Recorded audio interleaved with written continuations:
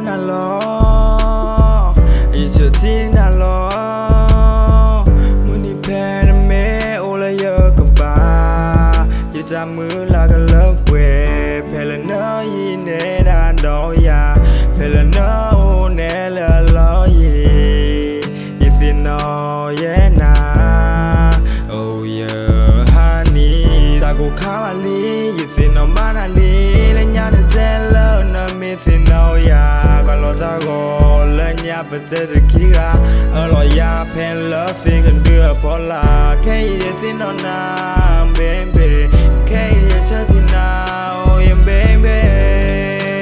na oh di le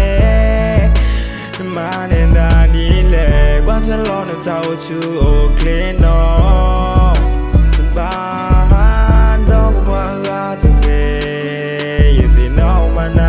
yeah and do la na ga ba ta ko ka ma ni you ti no ta le pu kwi la ya na te ti ya tam bo and all la na ga ba and do ma mu na ta mi ne di kwa lo na go li you ti no na baby and all na ga ba yeah and all na ga ba na mu na yo to ka la bum bolo bla ki bla la mi de ne ba kwa to mu ko ta ti le ba ya su no te no bana cha ti bana ba le ye no yin do ya me na sin no ne ya se ya me na sin no ne ya se ya ko lo na le yo me nya me de si do ba de na ba to lo e ye de na de li na de lo na ba na ya da li da lo de ba ni ye de ma ba de na de ga ya da mu la ga lo pwe we na no le wa you we wa de kle me kwa lo no wa te de si bo de lo ya da e na de ha go no le wa you we wa de kle me kwa lo no wa te de si bo de lo ya da e na de ha go if you know na lo ichu ti na lo muni pen me ola yo ka ba ye cha mu la ka lo we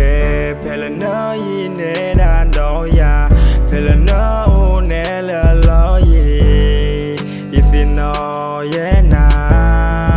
oh yeah honey ta ko kha ma li if you know ma na li le nya de tell na me if you know ya ka lo ta ko le nya pa te de ki ga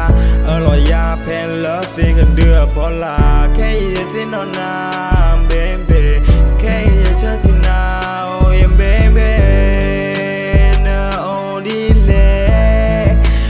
ma ne da di le kwa cha lo na ta o chu o clean no ba do kwa ga te ke you ti no ma na yeah and do la na ga ba ta ko ka ma ni you ti no ta le pu kwi la ya na te ti